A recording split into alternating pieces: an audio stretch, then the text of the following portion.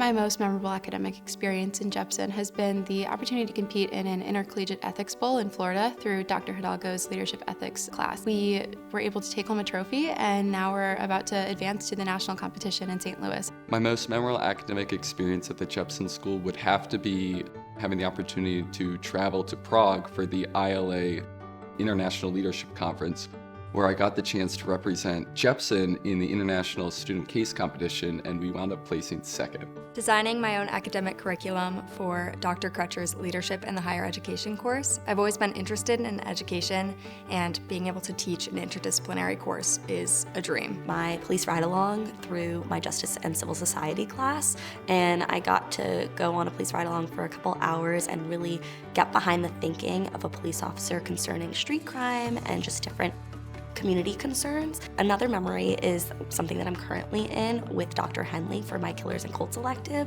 where we're launching a semester-long investigation where we look to find weekly clues, and it's just been a great experience so far. In my Justice and Civil Society class, I created a proposal to reimagine one of the rundown bridges in downtown Richmond to make it a more greener space. Summer 2024, I was lucky enough to attend Jepson in Cambridge and take 2 law courses with the Jepson School at Cambridge University in England. For me, it'd be my junior year when I took You Can't Think That Can You with Dr. Price. We talked about a lot of controversial topics that you wouldn't normally talk about in higher education, and the reason I liked it so much was because there was a very diverse sampling of students in the class with a lot of different opinions on a lot of different issues that we talked about, but everyone was able to come together and have a place of learning and understanding where just because you had a different idea, it didn't necessarily mean you were wrong, and people were trying to understand why you may have felt differently. The first one that comes to mind is taking Dr. Henley's Killers and Cults elective.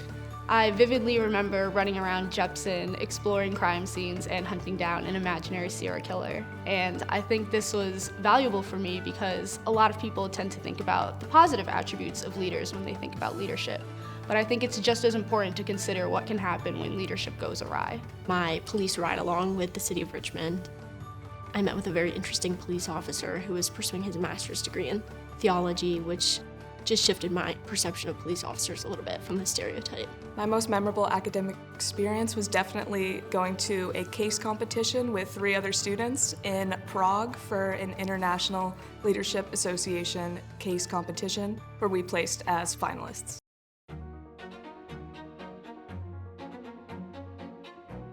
One Jepson class that challenged me to think in new and different ways was Justice and Civil Society with Dr. Hayter, and in really understanding how our cities are built and the way that that reflects what was going on in the past, and then also the implications that may have for the future. Dr. Price's elective, You Can't Think That, or Can You, really challenged my perceptions of how we engage with ideas that are unfamiliar to us. There were a lot of class discussions, and I learned a lot in engaging with ideas I haven't thought about before. Ethics of medical decision-making challenged my preconceived notions of what I thought was right and wrong in the health space, and Dr. Flanagan led thought-provoking discussions with dialogue between students. I think I'll have to go with the Jepson 102, the Leadership in the Humanities. It's the first Jepson class I took, and I didn't really know what I wanted to do yet in college, and it's the class that kind of got me into the leadership school, where we did a lot of stuff where we looked at different biases of physical appearance and also how you present yourself and how that affects other people's perceptions of you, and I thought that was really interesting. Dr. Hidalgo's Leadership and Religious Values class really pushed me to interact with the class and participate in a new way through acting and the different speeches and performances we had to put on, and really gave me a new lens on leadership historically. Leadership Ethics with Dr. Flanagan.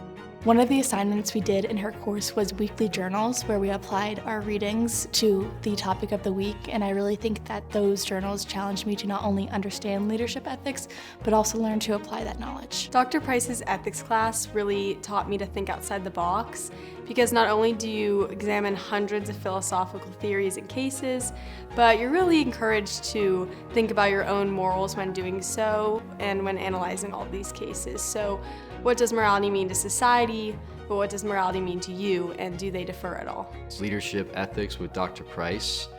This class focused on dissecting and interacting with philosophy based on leadership and general ethics. And in the past, I honestly had a really tough time connecting with this material. But Dr. Price had us asking the right questions to ourselves when going through the material. And I was really able to take a lot out of the lessons and get so much more out of the class than I originally thought. And a lot of these lessons from the philosophers that I can take into my life in the future. Dr. Hayter's Justice and Civil Society class reshaped the way that I think about American history and leadership, and specifically changed my notions of how everyday people can impact leadership. The class that challenged me to think in new ways was Justice and the Civil Society with Dr. Hayter. We got to learn about how justice and poverty are intertwined within the city of Richmond's history, and I found this new perspective to be very rewarding, especially being local to the area.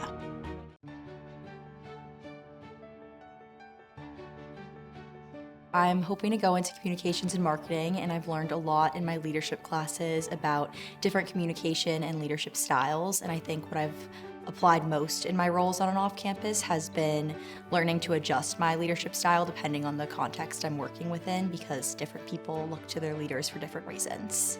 I've applied leadership principles on roles on campus through athletics. I'm on the football team, and I've learned to always prioritize teamwork. And also off campus through my real estate internship, I always set clear and manageable expectations and goals for myself. So I've specifically used my leadership major to turn abstract ideas into tangible advocacy and policy, especially in my role with the NAACP here, where I help organize civic engagement events for students and for the larger Richmond community. For the past 4 years, I have been a part of Corduroy a cappella group on campus, and throughout my time in the group, I have held positions such as assistant music director, the president, and now the music director. Outside of this group, I am also part of Jepson Corps, and I'm a writing center manager. I hold a lot of different roles on the campus, a lot of leadership roles. So as an orientation leader and advisor, I've adhered to servant leadership. As a co-president of the Jepson School of Leadership Studies Student Government Association, I strive towards adaptability.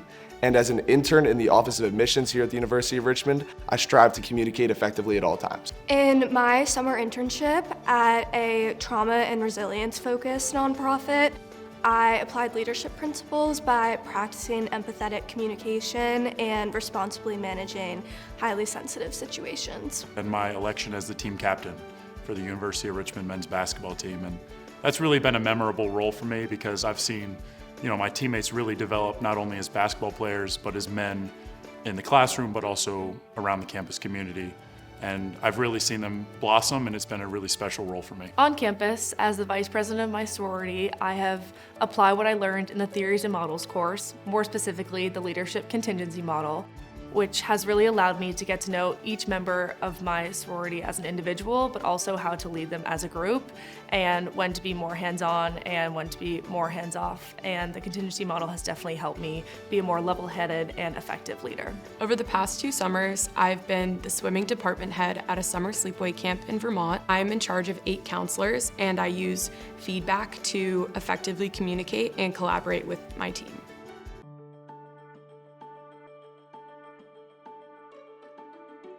My research here at Jepson has primarily focused on combining leadership with the arts. So right now in my honors thesis, I'm defending aesthetic obligations and talking about how AI art is unethical. This semester, I'm working with Dr. Javier Hidalgo to develop a reaction debate game on Tibet and China's interactions in the 1950s on coming to an agreement about Tibetans' independence. My sophomore year, I was given the opportunity to do research with Dr. Kaufman in humanities leadership. Within this position, I was able to co-author a piece on 15th century English leadership. This process gave me the confidence to pursue independent research. This semester, with Dr. Flanagan, I'm pursuing my honors thesis that's tracking the pathologization of pregnancy within United States discourse. My senior spring, I've been doing an independent study with Dr. Hoyt, and we've been trying to understand this concern that as more women have been entering the higher education scene, the value of a bachelor's degree has been maybe decreasing over time. And so that's been a really great experience. And maybe a more silly one is that I am in a dance independent study with Dr. Bizayo learning silks, and so we're in the air flipping, and we'll be presenting at the ANS Symposium. I'm currently conducting my senior honors thesis under the direction of Dr. Tom Shields. I'm completing a critical discourse analysis of presidential and provostial statements from 4 Virginia higher education institutions following the anti-DEI orders from the Trump administration that came out in 2025. As a Jepson student, I'm currently undergoing a senior honors thesis project in which I propose prison abolition as a solution to address gender-based violence, advised by Dr. Lauren Henley. Currently, I'm conducting a senior honors thesis with Dr. Kristen Bizayo, where I'm creating a new theoretical framework that is grounded in the disability and asexual community, and using that theoretical framework and applying it to improve federal welfare programs such as supplemental security income, programs that typically negatively affect these 2 marginalized communities.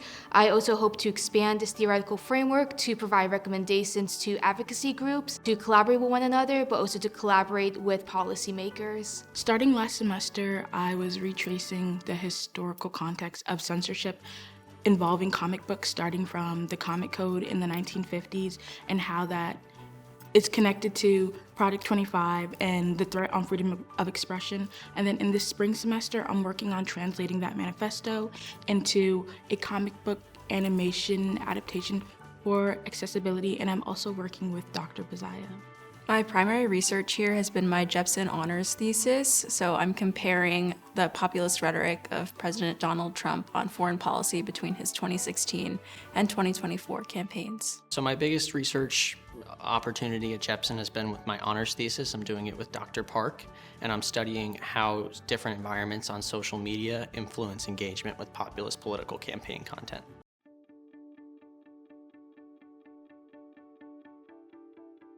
I completed my Jepson internship at DBS Bank in Singapore under the strategy department. And what that taught me about leadership is that as much as leadership is very universal, it is also very context dependent. You need to be very aware and cognizant of the context in which you are operating. I completed my Jepson internship at Montgomery Child Advocacy Project, a nonprofit organization that represents children who have been abused, neglected, or trafficked in Montgomery County in legal proceedings. And through this internship, I was in a courtroom each day with judges, attorneys, and social workers. And it taught me how having one strong advocate in your life as a leader in the courtroom can be really important in creating best outcomes for children in their cases. Completed my Jepson internship at Memorial Sloan Kettering Cancer Center in New York with their child life specialty team. And there I was able to witness firsthand how leadership is rooted in compassion and communication. And through working with patients and their families, I was able to see that trust is built by listening first and responding accordingly. And I'm grateful for Jepson and the foundation it gave me in my classrooms to develop these skills and then apply them appropriately in my internship. I completed my Jepson internship at Assured Guaranteed in Manhattan. And the most important thing I learned was that the most effective way to lead a group of people is to lead by example. And that's how you inspire others towards a common goal. I completed my Jepson internship at Valley Youth House in their supervised independent living program. This experience taught me that leadership is not about authority, but more about consistency, empathy, and patience.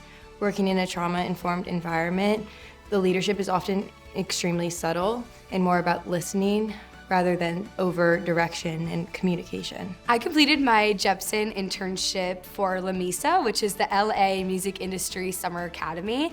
I spent some of my time remote and most of my time in Los Angeles working at Paramount Recording Studios. This internship helped me to realize my love for the city of LA, which I am moving to post-grad, working in music supervision. I was in Washington with the U.S. House Ways and Means Committee, and it taught me a lot about, from an office level, how bosses work with coworkers and encourage them, and then also the intersection with leadership and ethics with policymaking, and how to encourage advocacy groups and citizens to advocate for more moral policymaking and legislating. I completed my Jepson internship at Aristotle Capital Management, which is an investment management company in Boston.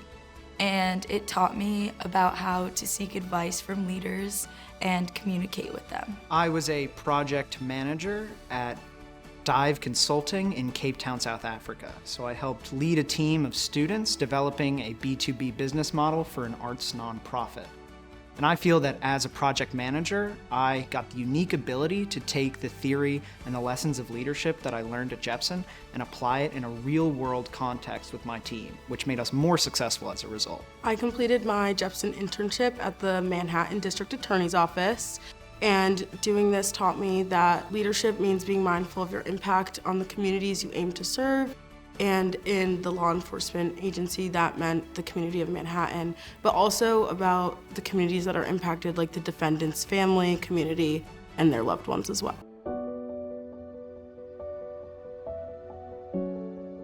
So I completed my Jepson internship with Host of Sparrows Aerial Circus in Richmond, Virginia, which was amazing. I worked as a marketing and publicity intern, and because this experience was so wonderful, I decided to apply to the University of Virginia to their McIntyre School of Commerce, and I'll be completing a master's in commerce with a focus on marketing and management next year. The next steps for me are applying for PhD programs, and I'm actually in the interview stage right now. So hopefully by the next fall, I will be in a PhD program for African American Studies.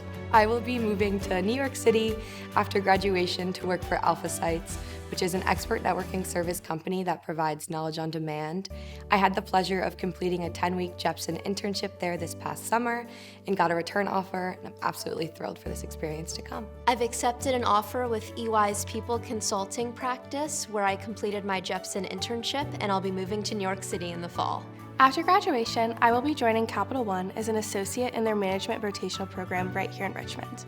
I'm looking forward to taking what I've learned in my psychology and leadership majors and applying it to a dynamic and person-centered environment. So I'll be traveling with my friends in Europe for a bit, and I'll be moving to DC, where I'll be starting full-time at the Vertex Companies, which is the consulting firm where I completed my Jepson internship. After graduation, I'm going to be pursuing a master's in public policy to ultimately work in the Jewish advocacy space.